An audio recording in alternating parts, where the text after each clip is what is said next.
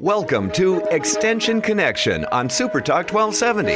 Thoughtful information and discussion with experts from both Burleigh and Morton County Extension Service offices. Extension Connection provides advice on family nutrition, issues in agriculture, lawn and garden, community leadership, flood recovery, homeowner concerns, and so much more. Live from the Super Talk 1270 News Studio, this is Extension Connection.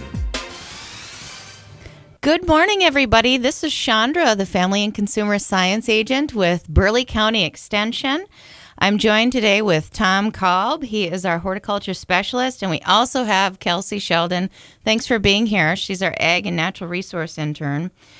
I'm super excited to have their company today, and Tom has a great list of things that we're going to discuss.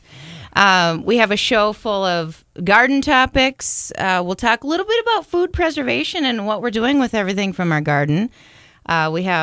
We may talk about turf and a little bit about insects, depending on what we want to do today. Yes, and of course, we'll take phone calls. If anybody has a question about gardening or food preservation, give us a call at 663-1270. That's 663-1270, and we'll be happy to answer your question. And I think let's talk about the gardens. How's it going? How's your garden growing? You know, actually, this year we had tomatoes really early, and now I'm running out of ideas. Wow. And our herbs are doing really well. So I was going to ask you guys, my thyme is doing better than ever this year. Does it like the wet? Because in the past, it's never done so well. You know what? As far as this year for us in Bismarck, Maine, Dan, is we've actually been a little bit dry through much of the year until recently. Now we're almost caught up to the amount of rain we're supposed to get. So it's kind of like an average year for us. And, you know, to get to your question, we haven't had like a drought, though, and we haven't had like flooded conditions. Right. So in general, the rainfall, Mother Nature has been pretty good to us. And so a lot of our plants, maybe some of our more persnickety plants like thyme.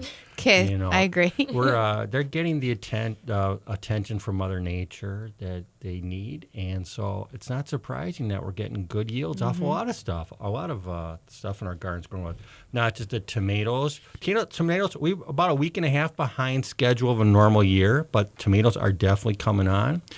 And of course, the zucchini's doing wonderful. Right. Probably.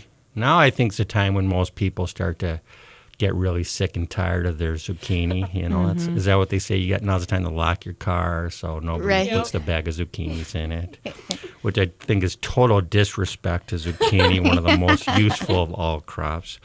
And we got other stuff. You know, what else going on? The beans are done, peas are done. Right.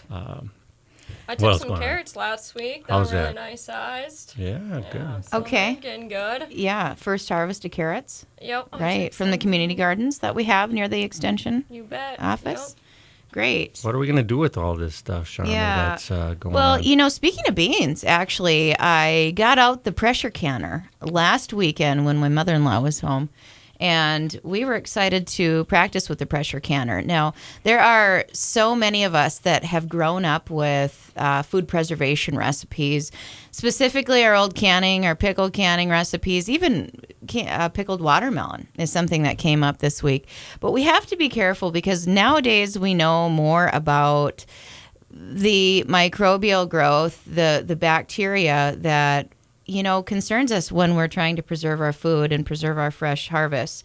So we have to remember to heed the new recipes a little bit. And please call us at 221-6865, the Burleigh County Extension office, if you have any questions about your old recipes and want to talk about what's available for new.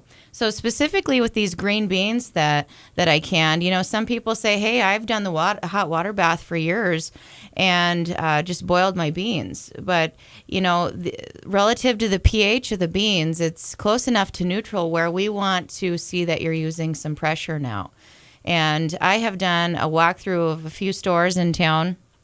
And if you want any specific recommendations, please call us. You can either call us at 663-1270 and get on air, or again, 221-6865 at the Extension office. I really encourage your calls for suggestions on equipment. There's several different types of canners out there.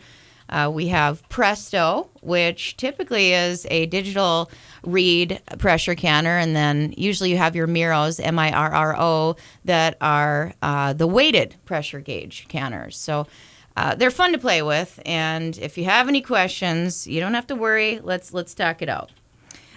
So our beans turned out really well, and I was excited to see this year at the farmers market. Some of you may know about Biz Market. I'm going to plug that for a second. Moving into Biz Market, but the reason why I brought it up before I plug that is because there were some purple beans this year. What's the species there, Tom?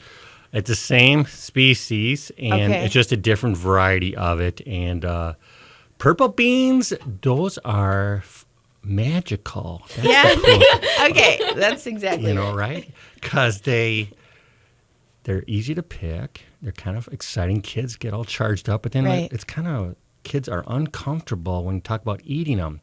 So you just got to cook them. Right. And then right before your very eyes, they turn from purple to a rich dark green. Okay, now and they are delicious. They're very tender. They are good. And that is one of the best crops for kids, to trick kids to like gardening, because you got to get them at a young age, right? That's right. Because, like 90% of the kids in North Dakota don't eat enough vegetables for a healthy diet. So these habits start right away. And so that's one of the best crops. And beans are also almost foolproof. Almost anybody can grow beans. So, they'll have success growing beans. That's very important. That's why I became a horticulturist in my family, because for me, like, we were divvying up crops when I was a little kid, and I got beans. And so every year I got the beans, and I always had success. And I would pick the beans in a bucket and give them to Mom, and she'd give me a little kiss on the cheek. And I felt so good about gardening. It was such a good thing. Yes. But my poor brother Bill, he got the peas, and the pheasants always ate his peas, and it crushed him for life. He's never a gardener. So beans, beans are a great crop to get your kids started off on. Oh, I love that story. So, yes, these purple beans are just as exciting no matter what age. Oh, yeah. So, and they do really well. When I canned them, we went through the process and everything, and there was a little hue to the water within it. It's still somewhat purple. Now, is that an antioxidant? The water. It's the water. It's just, the water. Anthocyanin. Okay. Is that anthocyanin? Wow, interesting. Very complicated. So now we're getting scientific. So how about some other fun beans? Yard-long beans. Okay, help me. You got to grow yard-long beans. They really grow like 2-3 feet long. Right. A bean pod that grows 2 or 3 feet long. Where do you get those seeds? That is so awesome. Yeah. Oh, you can get them. If you go to a garden center, and like sometimes they'll have like on the side or some area where they have Asian seeds, Asian cabbages and that stuff. It's right there, yard long, or also called asparagus beans. There's something called, because they taste like asparagus. Hey. They don't taste like a normal bean. But those are the coolest beans. They grow like so long. And you can tell your little kid, hey, Joey, you only have to have one bean for dinner tonight. What are you complaining about? All right, well, more about beans after this short break. Thank you. Right now, 70. Get the traffic and weather information you need anytime on Super Talk 1270 and online at supertalk1270.com. Good morning and welcome back. We are with the Burleigh County Extension Office. I'm Chandra Zeman-Belinsky, and I'm the Family and Consumer Science Agent. I'm here with Kelsey Sheldon. She is an Ag and Natural Resource intern that we have at the office. She's great with those horticulture questions. And then we have Tom Kolb. We're blessed with his presence. Oh. He's the horticulture specialist. And, let me just talk a little bit before break. We had mentioned the Biz Market. I want everybody to know that we're reaching the end of the season, but it's certainly still open. And we're going to go as long as we can. It's typically on Tuesdays from 3 to 6 p.m. I did stop yesterday, and they were out there until 6 p.m. And on Saturdays from 10 to 1. And they usually have free yoga at 10:30, which is very exciting. It's still at Saratoga Park, shelter number 5. So as you drive into the park, kind of near where the rides are, that's the turn you go into for shelter number 5. So check out Biz Market yet. We're getting into, we had ended with the exciting purple beans, the Asian beans. Magical. Yes, magical, exactly. That's right. So, we were talking a little bit over break about tomatoes, though. Let's talk tomatoes. We have a couple if you what happens when I see cracking on tomatoes? What does that mean? On the very surface, right? It's not a good thing. Okay, well, it depends on the time of year. The first problem we have with tomatoes is called blossom end rot. The bottom of the fruit turns hard and brown, right, Kelsey? You're right. It's a calcium deficiency. Wow. Nice. That's right. And there's nothing you can really do about it once it's there. Just pick off the fruit. It's often just on the first flush of fruits. Exactly. And the calcium is in the soil usually, but the roots just couldn't get enough of it.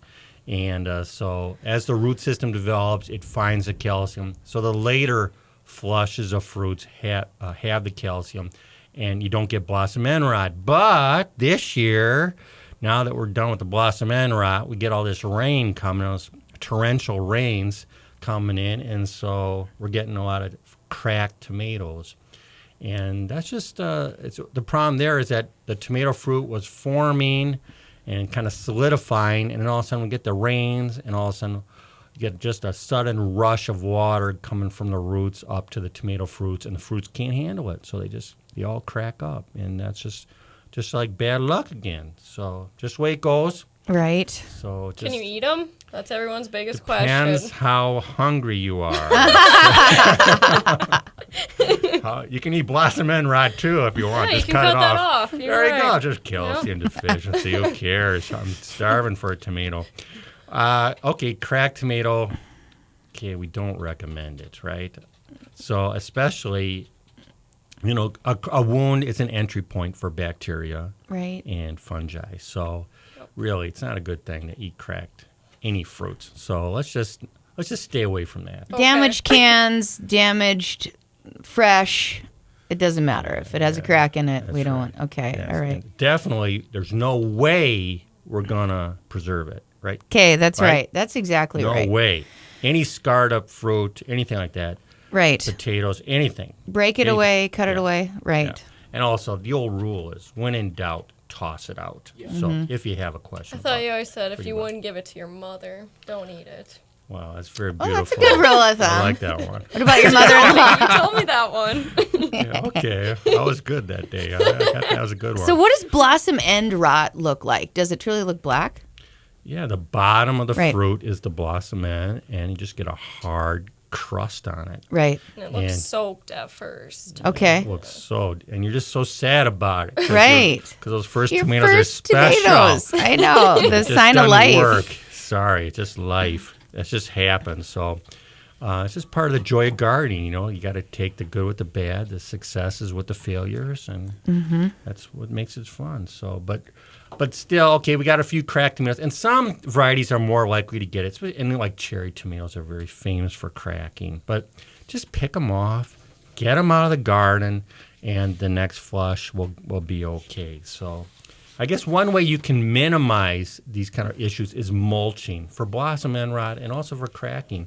If we try to just keep a uniform soil moisture, not too wet, not too dry, that will reduce blossom end rot, that will reduce cracking. So that's one of the lessons to do. So what do you mean by mulching? Do you take that, weed eater down the middle and, sort of bring up the bottom from the topsoil? Or what do you mean? So you're actually adding something to your garden. Yeah, mulch would be like adding an organic matter on top, like straw. Straw is very good. You're digging that up, and if you just leave weeds, why do you want those weeds to lay on top? Okay, They're just going to harbor insects.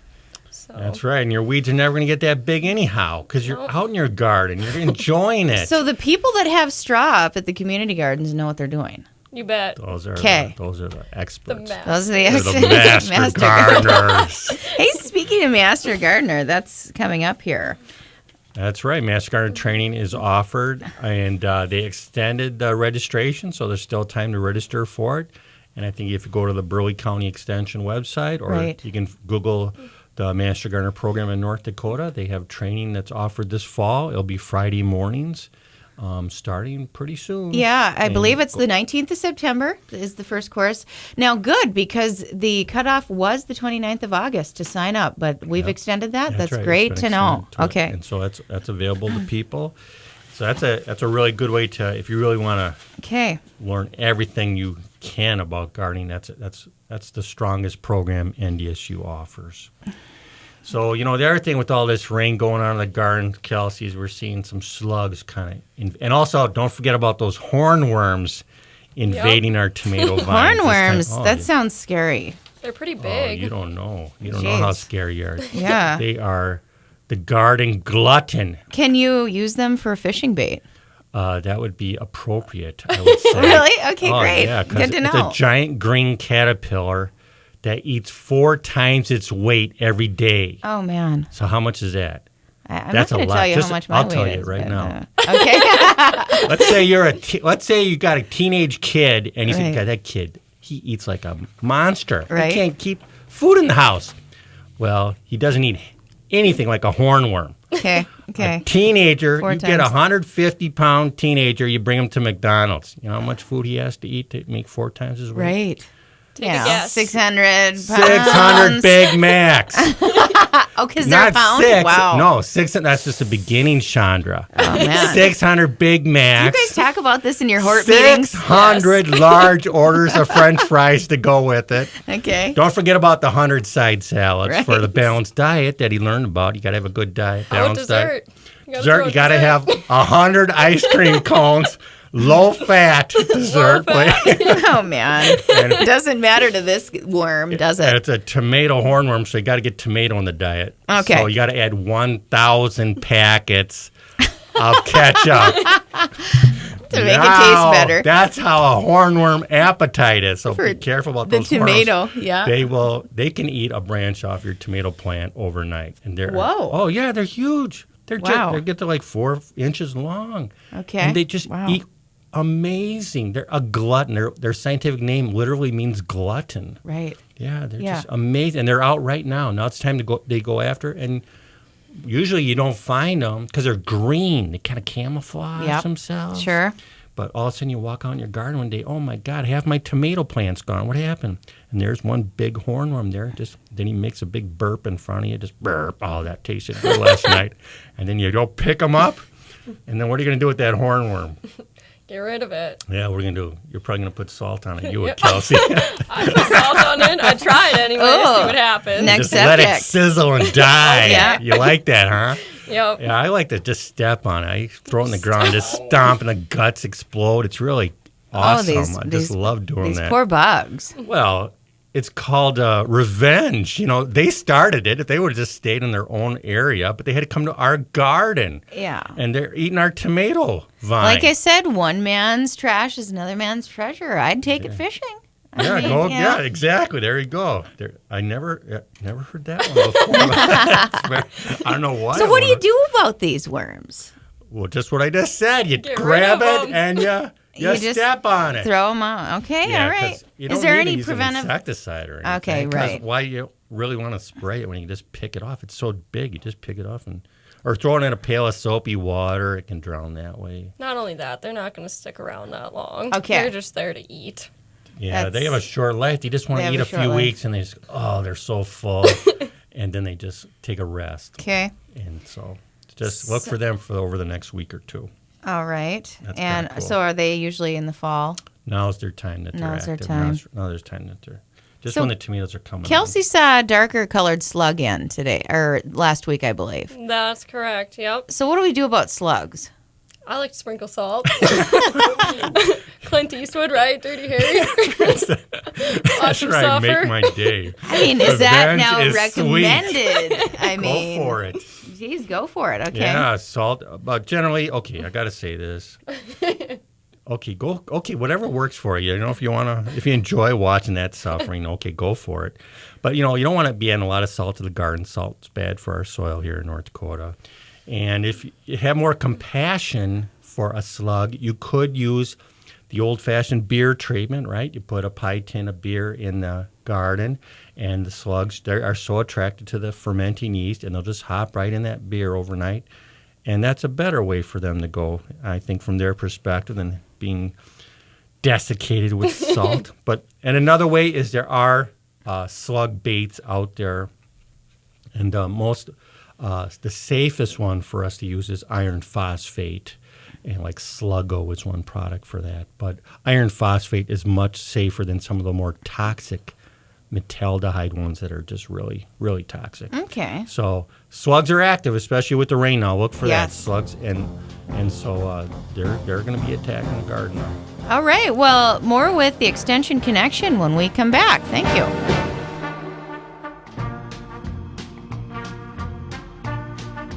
Right now, 70. Get the app called Radio Pup for your iPhone and take us everywhere you go. Bismarck and Mandan's own Super Talk 1270. Good morning and welcome back to the Extension Connection. This week we're with Burleigh County. I'm Chandra Zeman-Belinsky, the Family and Consumer Science Agent with the Burleigh County office. We have Kelsey Sheldon, Ag and Natural Resource Intern, great with your hort questions, all kinds of things. And then we also have Tom Kalb, our horticulture specialist, and we're talking all kinds of things concerning the garden and bugs that we see there. Also a little bit about food preservation and what we're doing with our garden harvests. And this time of year, we're kind of nearing the end of our season, right? Come on, Chandra. I know. We have such a short season. It's so hard to talk about. We got a month still. Hey, we do? Yeah. We have a good 30 days probably. That's got defeatist attitude. We got a lot. It's just Fair coming enough. on now. I deserve it. We're going to get a hard frost at the end of September, first week of October. Okay. We got it. Just So keep you it can go going. until there's a frost. Yeah. Yeah. Same thing with the raspberry farther. bushes or even further. Yeah, protect your plants. I give you another week or so. How do you protect against that first frost? Can you just put sheets over like I see some of my neighbors doing? Yeah. I would say the thing is, pretend it's you out in the garden. What would you want wrapped around yourself? I need my down blanket and That's what they want. Okay. That's exactly what they want. They want a nice blanket or some burlap, something like that. Don't put a plastic sheet. That doesn't keep them warm at all. plastic. Yeah. Or newspapers. No, put a nice burlap or a tarp over it. Okay. And they'll give you a couple degrees of protection. And Right. usually that makes all the difference the first frost. It just kind of creeps into maybe the low 30s or like 29 or so. And if you get a couple degrees of protection, you can make it. Okay. And then you get that a couple weeks of that last so-called Indian summer that can. Right. Also, you can extend it that way. So let's not be so grim. It's just starting here in North Carolina. The winter's going to be here before you know it. Right. Let's cherish these days all the more, huh? So, what do you do if you have done your share of canning? This is a question we had at break. It was a good question. What do you do when you're done canning? You're probably, juiced all the tomatoes you can juice right now. And if you do need help juicing tomatoes, please call me at the Extension office at 221-6865. I encourage any preservation questions that you might have. And, even if I don't have the answer, we have the university behind us, and we can go to a specialist and find out. And sometimes we even reach out to other extension programs. I had to do that this morning, and I reached out to online the Illinois Extension office for carpet stains, actually. But we won't get into that. So, there's also another option. We can freeze our vegetables. We can freeze our fruits. Last week I had a question about, can I freeze pears? Absolutely. The big thing about when you freeze your harvest, you want to do what? Right? I mean, you want to inactivate that enzyme somehow. Blanch it. You blanch. Blanching means that you're only, depending on the product, depending on the fruit or vegetable, you could blanch for 30 seconds, maybe up to 9 minutes with corn on the cob. I think that was probably the highest one I saw, maybe 11 minutes, depending on the size. But the reason why you do that is because, especially when you go to thaw the food product back out to consume it, it may discolor. And if you've blanched it beforehand, that discoloration doesn't happen. Now, typically it's not a food safety concern. It's not going to hurt you. But you know as well as I do, your kids are sitting at the table and they say it looks funny. I mean, it's more of a quality thing. So it's a visual quality concern. And, we were talking about tomatoes just before the break. And I just wanted to mention that tomatoes have something called pectin, which is kind of a little bit like a type of starch. It gives the tomato structure. And it's all about your pectin levels when you want certain types of sauces, especially tomato sauce, marinara sauce. Think New Jersey style, right? So, the fresher it is, and different types of tomatoes have different levels of pectin. And so I encourage you to check out and start Googling, how much pectin, what are the pectin levels of Roma versus Mamma Mia tomatoes. There's even this San Marzano, which I hadn't heard of. It says here on my literature it's a rectangular shaped fruit. Have you heard of that one, Tom? Yeah, I grow it myself. Well, it's kind of, they're using it's kind of, that's exaggeration there. It's not boxy. Okay. But it is elongated, shall I say. Okay. But yes, you mentioned Roma. That's the classic. Yeah. That's the most common one that's sold in our local garden centers.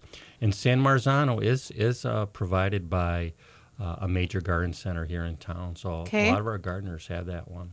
But these are all canning types that you're talking about. Yes, So right. It makes sense they'd be good for canning, huh? It'd be good for canning, and the Probably reason good why, pectin levels, is because of the pectin levels. Is that Yeah, right? very cool, man. And they're also thick and meaty.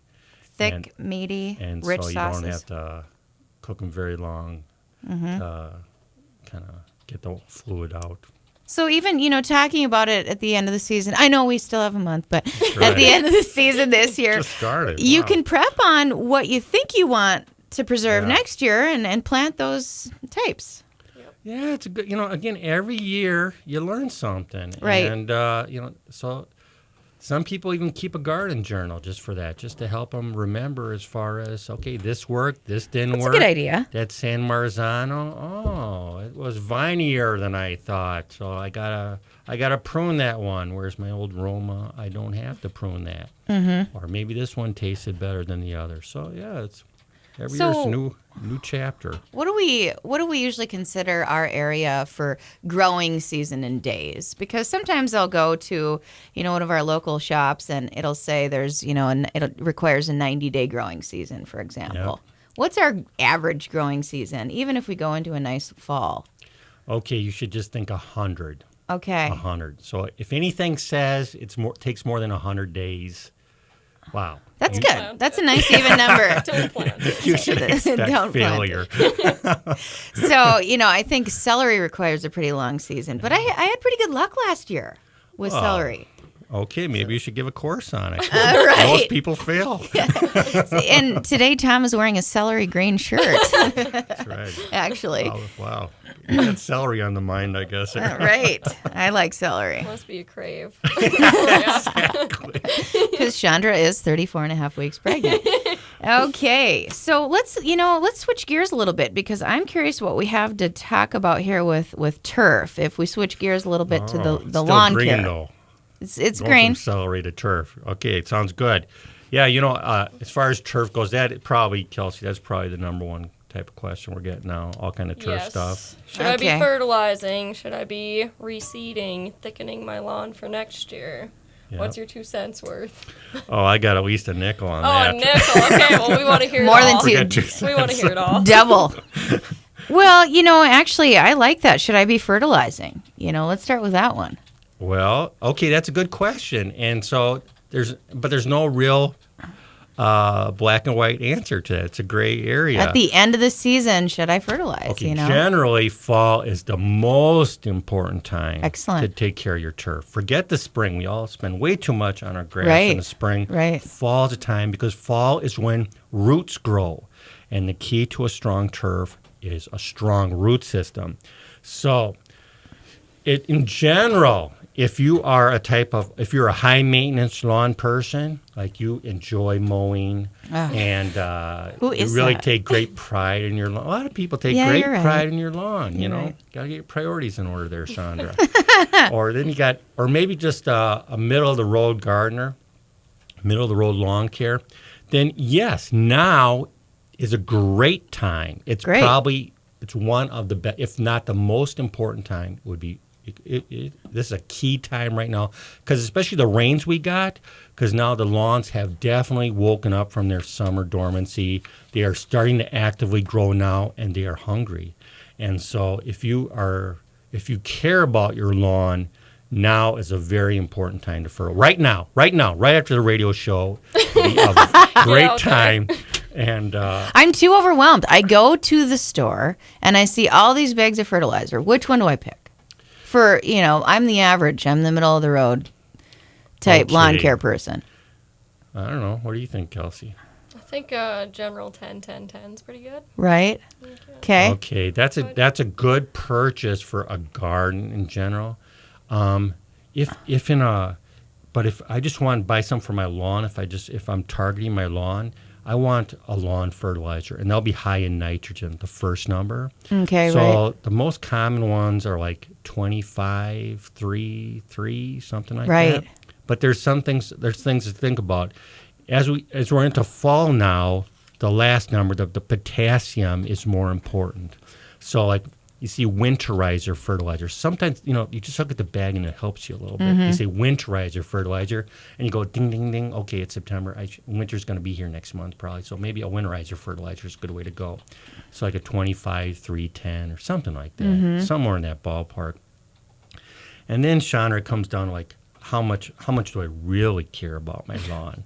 Because if I really care about my lawn, I'm going to get one that has slow release nitrogen that just gradually feeds the lawn. So that isn't just a marketing ploy. You actually... No, it really helps. Just like, our pharmaceuticals. It slowly releases and it's not jolting the system. Right. Okay. But now if you're cheap, like me, maybe you're just going to go get what's on sale, and that's probably going to be a fast release type. And...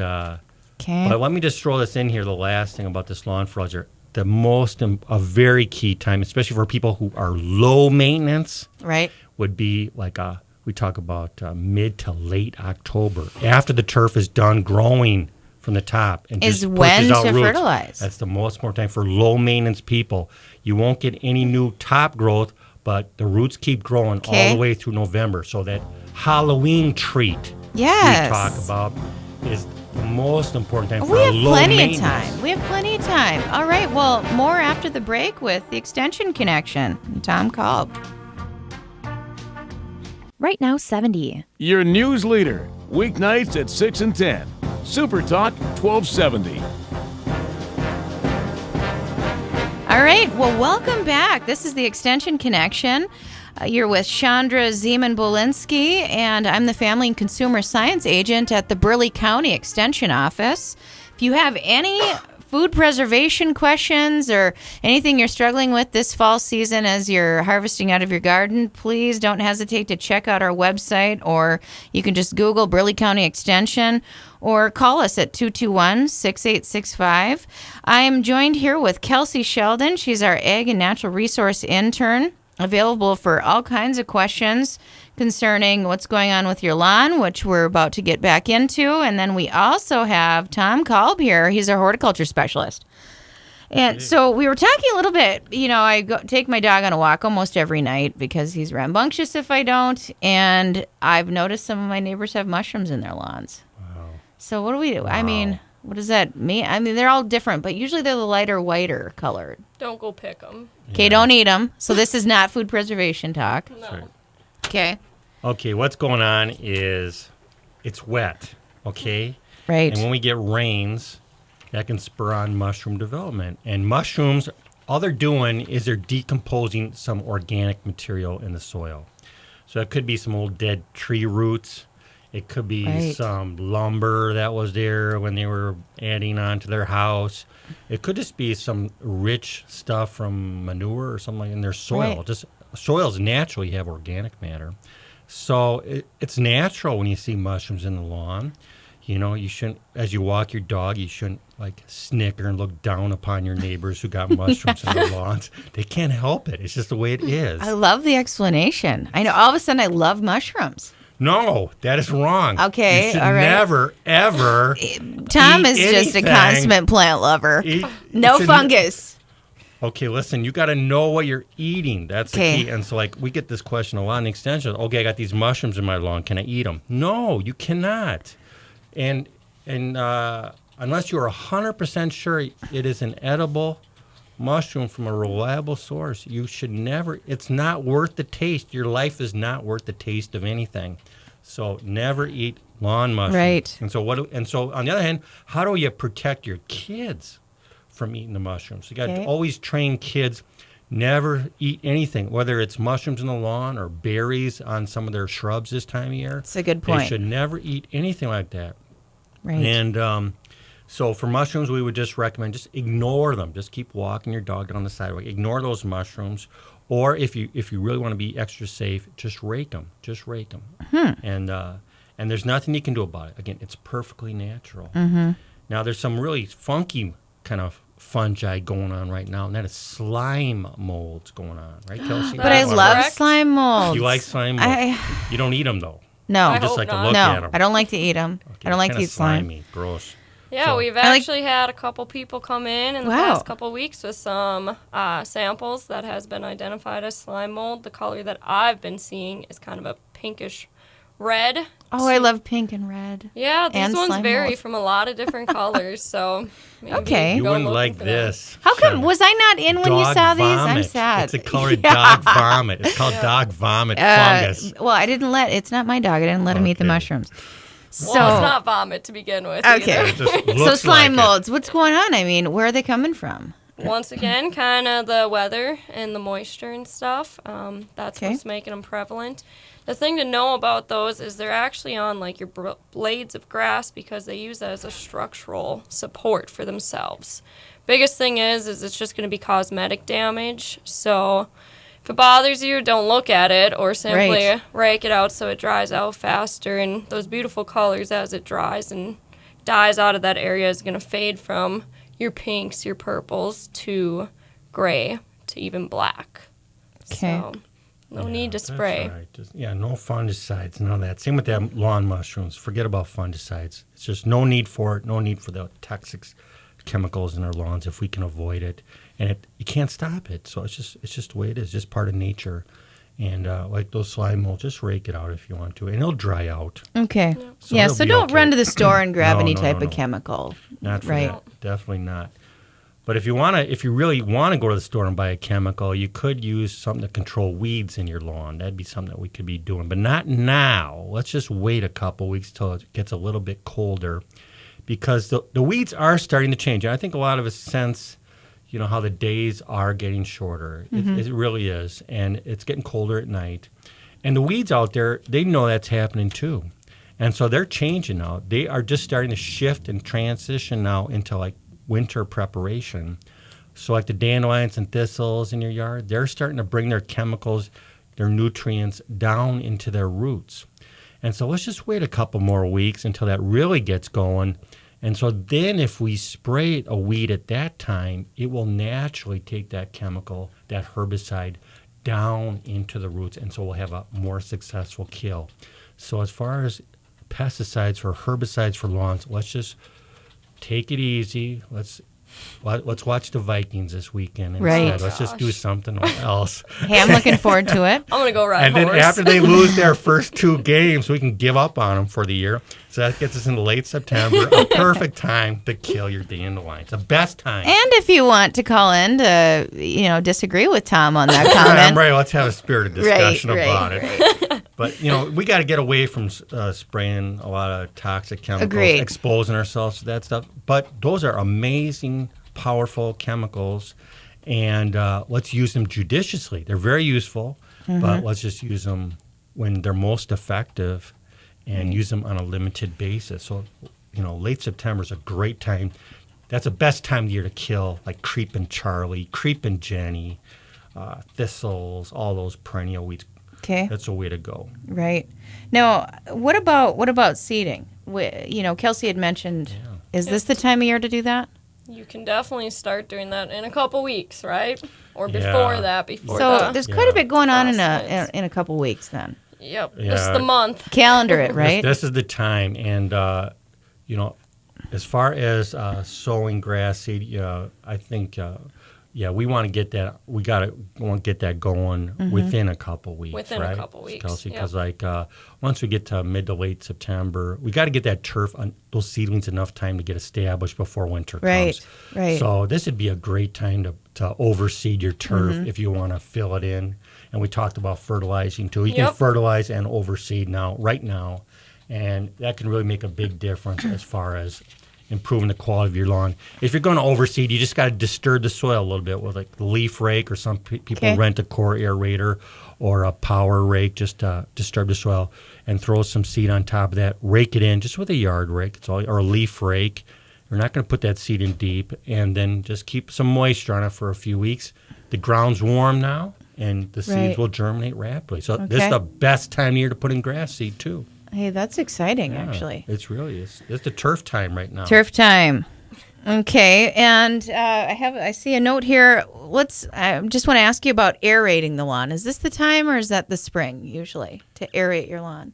Well, this is the best time to aerate the fall, your lawn. all this because it's when roots grow, and when you aerate the soil, that will allow to get the air pockets for the roots to really get activated and fill in. So if you're going to first of all, you probably don't need to aerate. Most people don't need to aerate. Okay. It's kind of like, to me, it's like getting a massage. Like, you don't really need it, but it feels good. Right. And that's the way the lawn feels. Kelsey and I both look at each other. Do you get massages? I don't know. I'm sorry. Just in the fall, right? You just in the fall. Just in the fall. It feels best in the fall. You got it. Okay. So this is the best time to aerate, especially if you've got a heavy traffic, like a pathway in your lawn.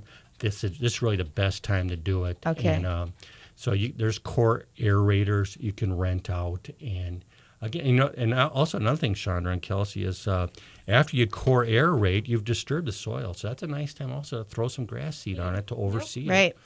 Yeah. So, or the other last thing is, if now that you've plugged out some holes, if you think you got a really nasty soil, you can fill in those holes by top dressing with a little, let's say, some compost from the municipal, from the dump site there. They got great quality compost. You can just top dress with, let's say, a 1/4 inch or 1/8 of an inch of some compost on your lawn, and your lawn will really respond to that. So a lot of things going on there. Wow, yeah, there is quite a bit. But the nice and easy thing to remember is really it all happens this time of year. It's not that you have to remember something significant in the spring, then mid-season. A lot of it's going on in the fall. Yeah, right now is the key time. Now is turf time. Now is a turf time, because now is when the roots are developing. So if you're going to be working on your turf, you should be focusing on it right now. Right now is the key time. Well, we're getting to the end of the show, but I did want to ask you one question on insects, and not to change gears too quickly, but right now I am seeing some crickets, and I'm wondering what we do about crickets without running to grab some chemical. Well, the most important thing about crickets is they're going to freeze to death outside. So we just got to keep them out of the house for now. And so that's the key is to pest-proof your house. That means like to seal with caulking any entryways like doorways, windowsills. Perfect. That'll keep the crickets out, and those box elder bugs that are coming later, those Asian ladybugs, they're all coming to invade. It's getting cold outside. So let's seal up our house and keep them outside. Well, all right. Well, good luck to you as you finish out the fall with food preservation and winterizing your gardens, getting your turf ready.